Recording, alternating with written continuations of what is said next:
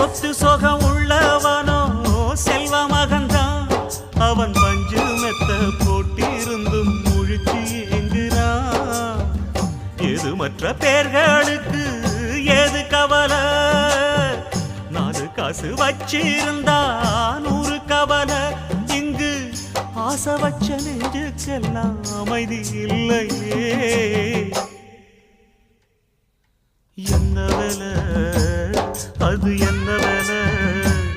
மன நிம்மதிதான் இங்கு என்ன வேலை? எந்த கடை அது எந்த கடை? அத விக்கிறது இங்கு எந்த கடை?